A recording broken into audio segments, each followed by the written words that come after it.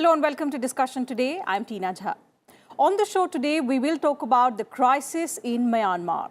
The country has been rocked by massive protests over the last 2 months. The United Nations Security Council has condemned the protests, the loss of lives in Myanmar that began on the 1st of February after the military's takeover, in fact, the toppling over of a democratically elected government. India also has condoled the loss of lives of civilians in neighboring Myanmar and called for restraint.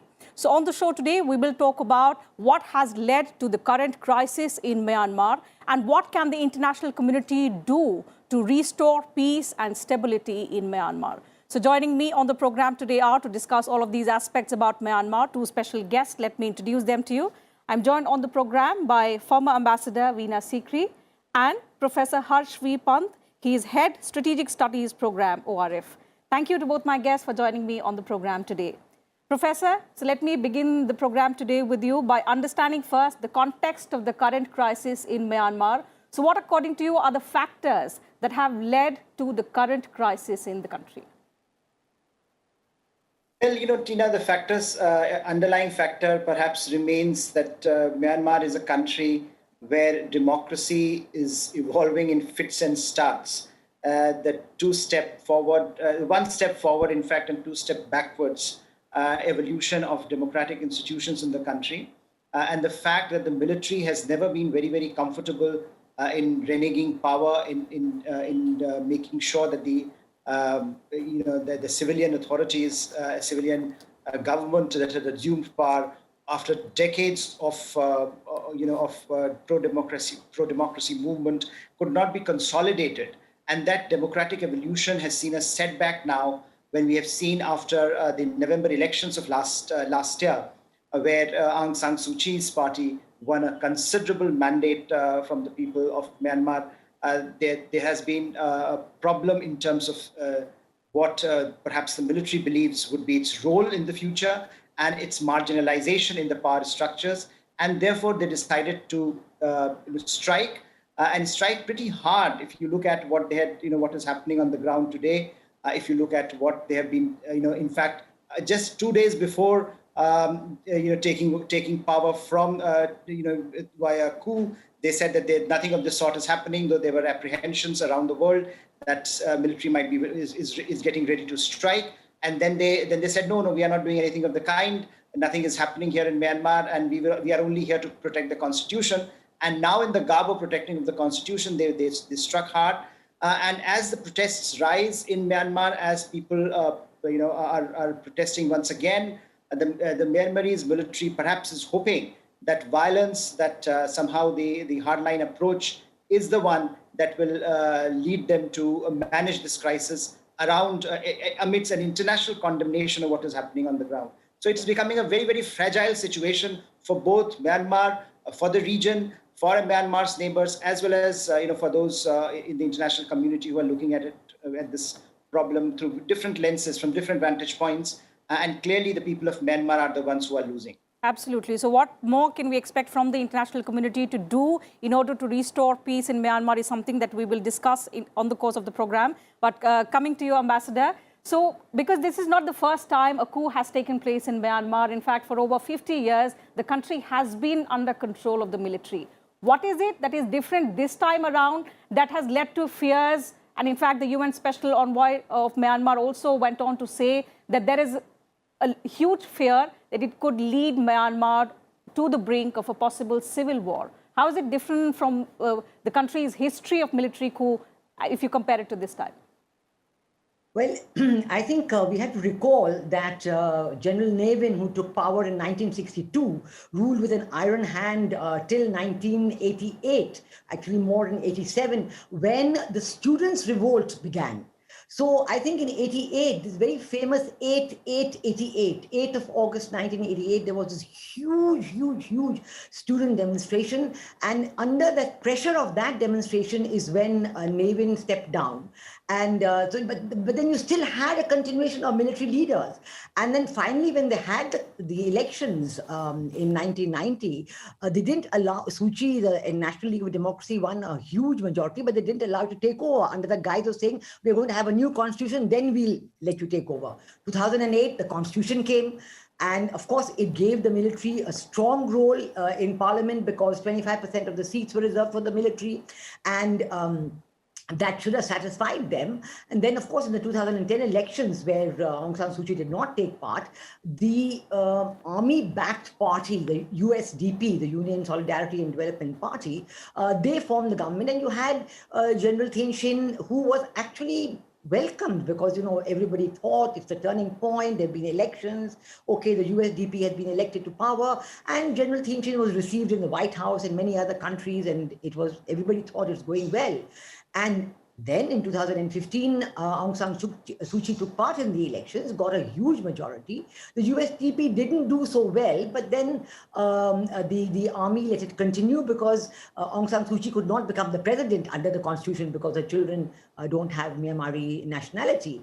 And so she became a state councillor, and it went on well.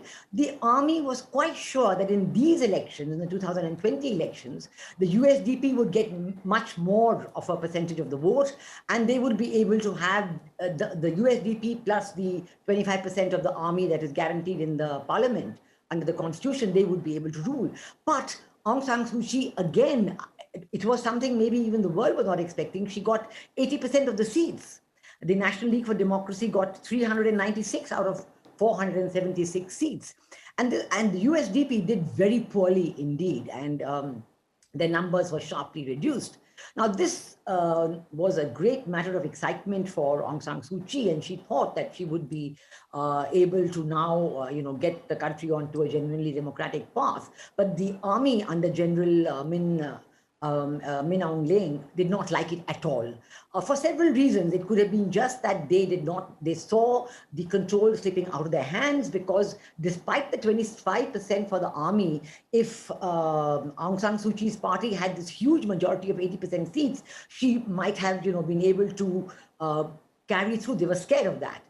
And then, of course, there might have been, the world is talking about personal consideration. General Min Aung Hlaing wanted participation in power. He didn't want to give up his position as Chief of Army Staff. And so he kept on complaining about the election results, which most of the world didn't really accept it. And on 1st of February, there was a bloodless coup and they took power. Now, between 1988 and now, the 1988 generation is now 50 and more years old.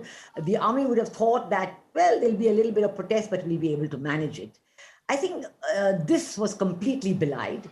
The one thing I must mention here, because I've often thought about it, that, Aung San Suu Kyi, as a state councillor, she was, when she came in 2015, the darling of the international community. But between 2015 and 2020 elections, because of her efforts to find the middle path with the Tatmadaw, with the army, the Myanmar army, she lost all her popularity with the Western countries. And as much as she was the darling of the West earlier, they started withdrawing all their awards to her. And I think this was very unfortunate, because I really do feel that if the Aung San Suu Kyi's efforts to create that middle path with the military and find a solution that would be acceptable to the military and to the people and to the traditions of democracy,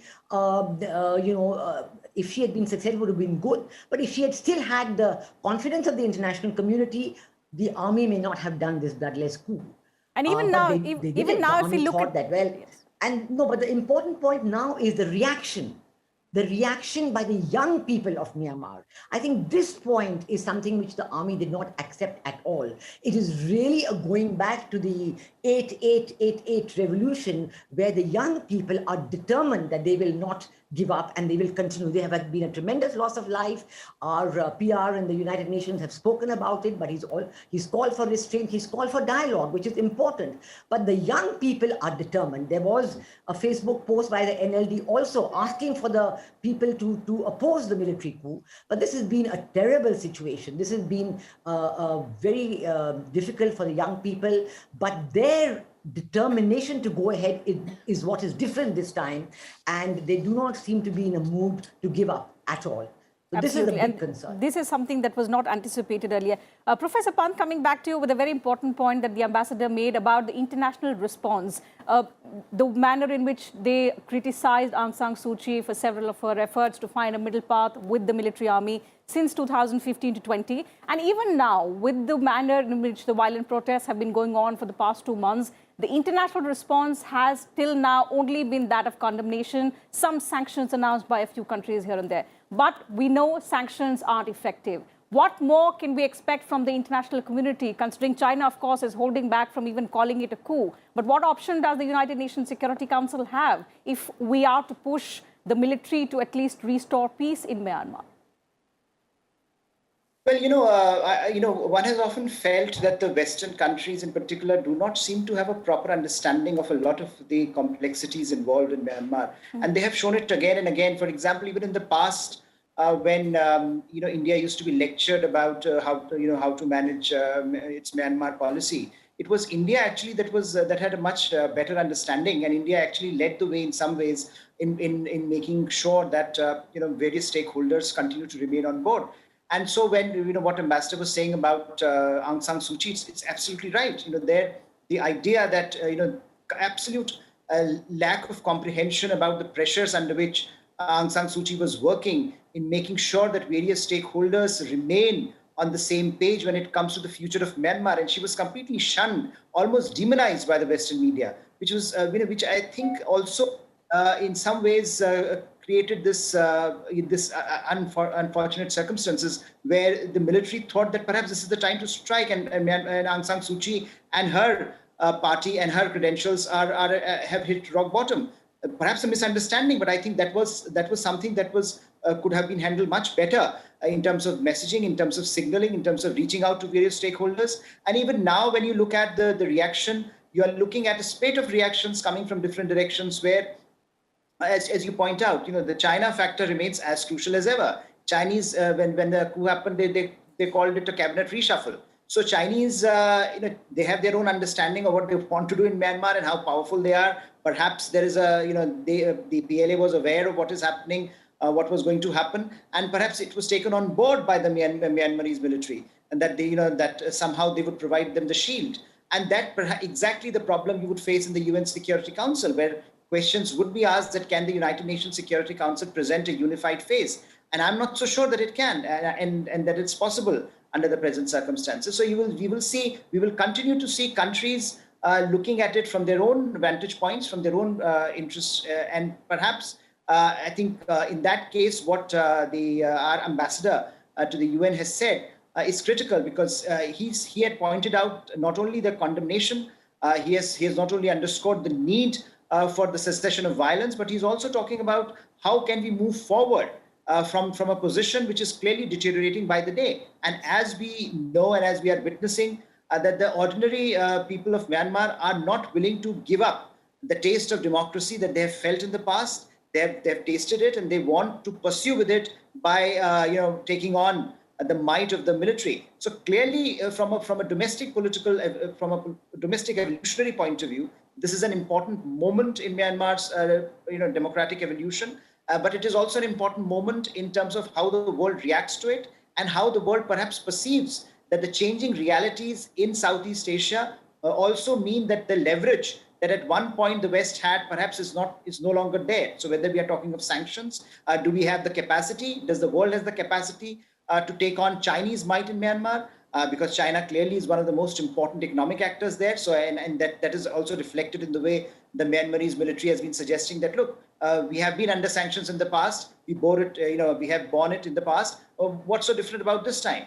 Perhaps they are wrong, but we do not know exactly what the rest of the world is, how far the rest of the world is willing to go when it comes to the next steps, and whether those next steps will suffice in terms of creating the sort of incentives and disincentive structure that we want to be there to pressurize the military in Myanmar. And so clearly, I think the challenges are huge, and the international community will have to first come to terms with its own inability to comprehend the ground realities, and then move forward with a unified front. Because if there is no unity, then I'm afraid sanctions course will not work. And sanctions have never worked wherever we have seen fractions, we have seen factions, we have seen disunity among major powers, and where increasingly China continues to defy the rest of the Western world. We have seen the sanctions have failed. So clearly in this case, in Myanmar also, we are unlikely to see major repercussions from sanctions alone. And therefore, it's important that channels of communication remain open. It's important that we are talking to all stakeholders and we are willing to take them on board as we decide, as the world takes on this very important task of working towards the future of Myanmar, where the people have a stake in the democratic evolution. Certainly, and I think this is Can where I just the add expectation... one point there? At this point, I think the world, the international community is looking very helpless, but I would place a lot of importance on ASEAN. Because the Association of Southeast Asian Nations, Myanmar is a member of ASEAN, and ASEAN is the only organization, if they stand united and put pressure on Myanmar, they have a chance that Myanmar will listen to them, because Myanmar greatly values its membership of ASEAN. Now, Brunei is the chair of ASEAN at the moment, and there's already been one foreign ministers meeting, which was held in a virtual format, where Myanmar did participate, not very conclusive, but Myanmar has called for dialogue. They have called for reconciliation, and they have called for return to normalcy. And it is expected that in April, in the next few days, there might well be a summit level meeting of ASEAN, which could take it forward. And a lot of Indonesia is playing a very active role in this, and countries like Malaysia are also coming on board. India fully supports the centrality of ASEAN, fully supports that ASEAN should come up and say, because unless ASEAN has a united position on this, it is unlikely that any other country, including the international country, that any of the sanctions can work. Now, China, of course, does have a predominant role in Myanmar, and it is said that in January this year, Wang Yi and General Min Aung Hlaing, they had a meeting, and possibly at that meeting, there was some, clearance given that, okay, you go ahead and we'll support you, kind of thing. But I think the generals in Myanmar also are very wary of the Chinese, because they're very wary. They know that China has been playing a double game with them. On the one hand, they are giving weapons to the insurgent armies, ethnic group insurgent armies. On the other hand, they're trying to be friends with the general and the government and saying, okay, we'll do this project for you, do that. So they are doing this carrot and stick. They are playing a double game with the Myanmar people, and leadership in Myanmar realizes that. So Myanmar will value its unity with ASEAN, I think, and they will try. China may even try to go to the extent of wanting to break up ASEAN's unity. Now, this is a very, very interesting moment, but I think we have to support ASEAN on getting everybody together and getting Myanmar back to reconciliation, dialogue, and normalcy. Certainly. So a lot is riding on the regional grouping ASEAN. But Ambassador, a lot of analysts are also suggesting that the Quad countries can also play a major role as far as restoring peace and stability in Myanmar is concerned. What is the logic behind it? Because the countries have invested a lot in Myanmar, or what is it? Do they share good relations with the military there? Well, I think that the Quad is a critical organization, a very important organization that had come up at this time. And I would say that, the Quad, in fact, itself recognizes the centrality of ASEAN. And ASEAN as a group plays a very important role in the Indo-Pacific and in the question of ensuring peaceful Indo-Pacific, a stable Indo-Pacific, and free and open sea lanes of communication. So the role of ASEAN in Quad is very important. Now, as much as I have said that, I will say immediately that China has been very wary of the Quad summit, which was held very recently.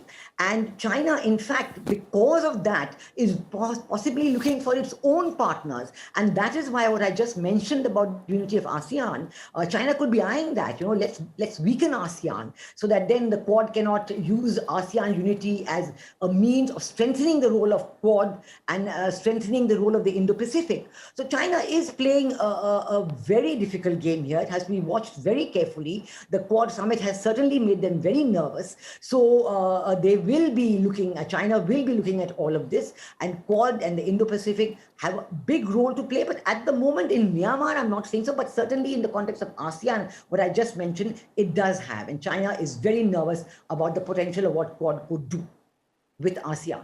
Okay, Professor, another interesting thing that I want to talk about is the military chief in Myanmar we don't know whether it is to pacify the international community or to pacify the protesters. He's been saying that he is on the side of the people and would form a true and disciplined democracy, that it will hold a free and fair election once the state of emergency in the country is over. So, of course, how credible does that claim look to you? Because the state of emergency is declared for a period of 1 year. The elections, if you talk about the elections, they just took place in November, which the military has refused to acknowledge, and then this coup happened. So first about, of course, the credibility of the statement coming in from the military chief there, and what needs to be done in terms of the constitution of Myanmar so that, democracy is established and the power that the military wields in the country diminishes with time.